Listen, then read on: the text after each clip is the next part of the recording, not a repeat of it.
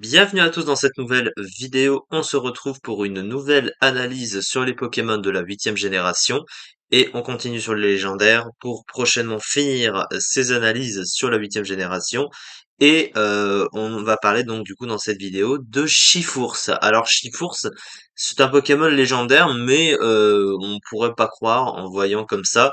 En tout cas, il a souvent été annoncé comme un Pokémon spécifique à l'arrivée du premier DLC. Du coup, d'Isole Armure, hein, après la sortie de Pokémon Épée et Bouclier. Au départ, les gens étaient pas sûrs que ce soit un légendaire ou pas, mais finalement, il est marqué comme Pokémon légendaire, donc on peut pas le prendre comme tel, vous voyez, ils mettent Pokémon légendaire. Et du coup, qu'est-ce que c'est ce Pokémon en stratégie? Alors déjà, il faut savoir qu'il a deux formes, puisque dans le DLC, bah, le Washours, donc la préévolution de ce Pokémon, qui est ici, vous avez le choix de vous rendre à la Tour de l'eau ou la Tour des Ténèbres, pour faire évoluer votre Chifours et en fonction de là où vous allez, eh ben il aura pas le même type en fait. Les stats et le reste globalement c'est à peu près la même chose, à part quelques petits trucs dont on va parler. Mais il y a deux formes de Chifours. Une forme qui est de type combat ténèbres et une forme qui est combat eau.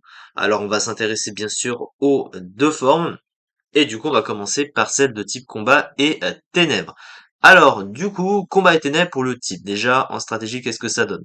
Alors, défensivement, combat et ténèbres, c'est globalement sympathique, hein, c'est plutôt équilibré comme double type. On retrouve des résistances qui sont assez pratiques, notamment une résistance roche, donc il y a une résistance au piège de roc.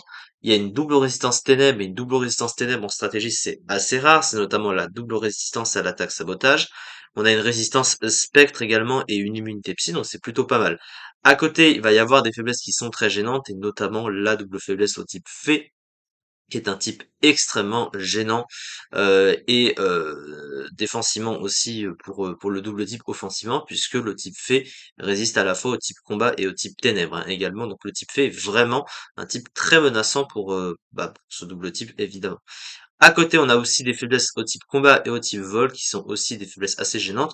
Donc, ça fait quand même un double type qui est intéressant défensivement, mais il a quand même des menaces assez importante en termes de type, avec notamment le type fée. Ensuite, qu'est-ce qu'il va posséder au niveau du talent? Alors le talent est le même pour ce Chifours-là et pour l'autre. Il s'agit de point invisible ou Unseen Fist en anglais. En gros, c'est un move qui va faire que toutes tes attaques de contact vont ignorer les abris notamment et du coup pouvoir taper derrière l'abri le Pokémon adverse. Globalement, c'est un bon talent, mais après ça reste un petit peu situationnel quand même. Et du coup, tu vas très très rarement te servir de son effet globalement, mais dans certains cas, pourquoi pas.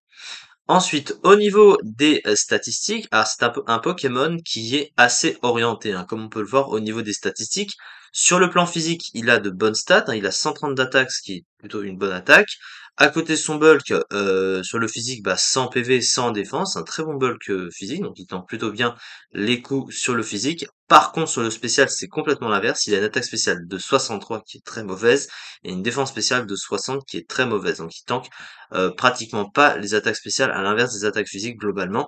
Et il a une vitesse de 97 qui est bonne, même si elle reste quand même un peu limite par rapport à beaucoup de Pokémon offensifs, même inférieurs, qui possèdent un Scarf notamment. Donc ça reste une vitesse qui est un petit peu juste quand même pour un Pokémon offensif. Il aurait mérité d'être un petit peu plus rapide, mais globalement il va pas s'en plaindre, ça reste pas non plus une si mauvaise vitesse que ça. Alors, à côté, qu'est-ce qu'il va avoir en termes de move pool? Pourquoi on va parler du move pool maintenant?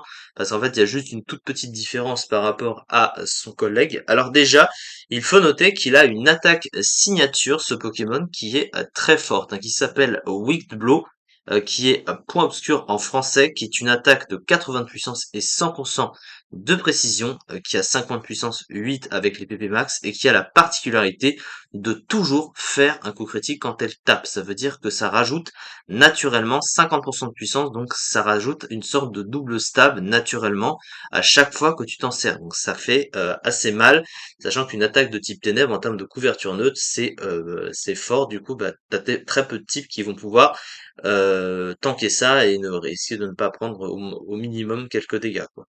À côté, il a un move pool offensif qui est assez large, mais en général, les Pokémon offensifs, c'est souvent ça.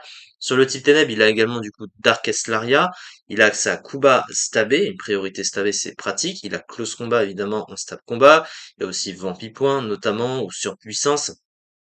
Il possède les points élémentaires également, il a même accès à demi-tour, comme on peut le voir ici, ce qui est assez pratique pour un Pokémon offensif, notamment. C'est-à-dire qu'il peut assez facilement venir et partir du terrain s'il a besoin. Et à côté, il possède quelques modes de coverage, notamment éboulement, Poison Jab pour les types fées, évidemment. Il a une double faiblesse, je rappelle, ou tête de fer aussi, ça fonctionne dans certains cas. Donc il a vraiment un plutôt bon move, il a un très bon move pool offensif, très adapté.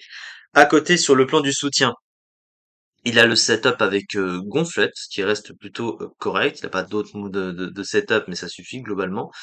Il a provoque, mais ça, la plupart des types le possèdent. C'est bon pour un Pokémon offensif, en général, pour empêcher un autre Pokémon offensif en face de setup ou un Pokémon défensif de se soigner, notamment. Donc c'est plutôt pas mal. Après, il n'a pas vraiment grand-chose de plus. Il va se restreindre à ça, mais il a quand même un très bon potentiel offensif, ce Pokémon. Alors, son autre forme, du coup, qui est de type combat eau. Alors, c'est vrai que combat eau, c'est moins fort que combat ténèbres, globalement, notamment offensivement, parce que le type combat et eau va être moins important que combat ténèbres, qui a une meilleure couverture, hein, globalement naturelle. Mais le type combat eau est très intéressant parce qu'il a quand même 7 résistances pour 4 faiblesses, avec des résistances assez pratiques.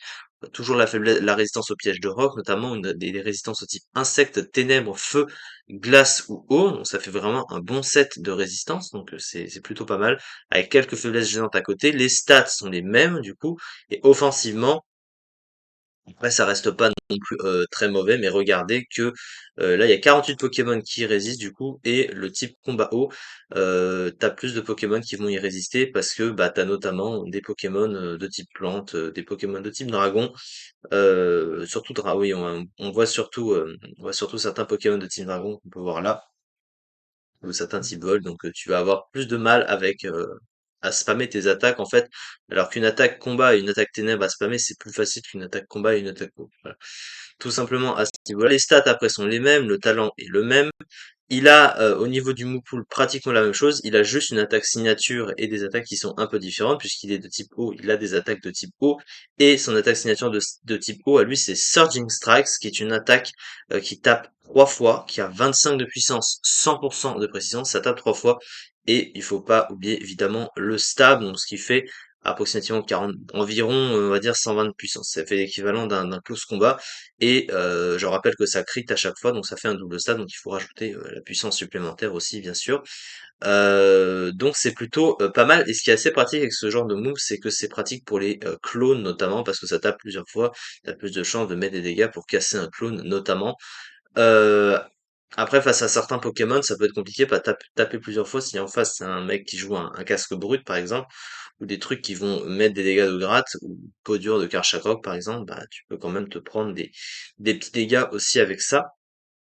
Après, ça reste une attaque qui est quand même intéressante, un peu comme la différence des deux, du coup, bah, c'est que bah, l'autre a un meilleur double type offensivement, donc c'est ça qui joue aussi. Et il faut noter quand même que cette forme-là est passée en Uber, tellement elle était forte, notamment avec son attaque signature, hein, qui est surpuissante.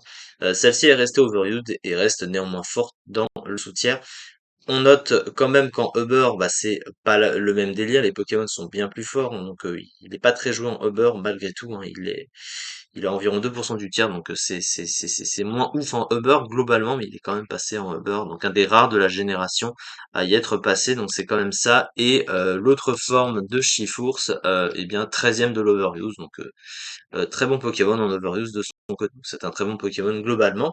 On a ici, du coup, la fiche stratégique de la forme combat ténèbres. Alors, double type excellent offensivement et très correct défensivement, avec notamment la très importante résistance spectre, statistique globalement excellente, avec une attaque énorme et un bon bulk physique move pool complet, avec tous les stabs nécessaires, en particulier point obscur, qui occasionnera obligatoirement un coup critique, mais aussi du coverage intéressant, notamment pour toucher les types faits, ainsi que l'accès à demi-tour. Mais une vitesse tout juste passable et faible défense spéciale, faiblards, bon, ils se sont répétés. Talent trop situationnel au vu de la rareté de l'attaque abri dans le méta. On peut également regretter l'absence d'attaque de boost haute que complète, notamment l'absence de Dance Lame. Mais voilà, t'as quand même une attaque de boost, c'est déjà ça. Et ensuite, ici, pour le type O, alors un riche move pool accompagné d'une attaque signature très intéressante, torrent de coups, qui inflige des dégâts à la cible 3 fois d'affilée, en infligeant un coup critique à chaque fois. Une excellente statistique d'attaque accompagnée d'une très bonne défense et de bons PV.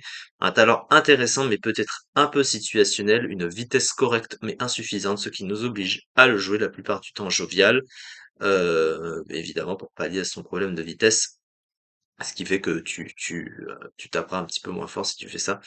Ce qui est un peu une concurrence avec d'autres Pokémon offensifs. Statistique de défense spéciale trop faible, ainsi Chifour se fait facilement revenge kill par la plupart des sweepers, tapant sur le spécial. Donc globalement, chacune a sa particularité, ça reste 2 Pokémon, 2 formes qui sont assez fortes, donc voilà, on se trompe pas vraiment en jouant ce genre de Pokémon globalement. C'est ça en tout cas pour cette vidéo. On se retrouve prochainement pour faire la suite des analyses sur les Pokémon de la 8e génération. Merci beaucoup de m'avoir suivi et à très vite pour la suite.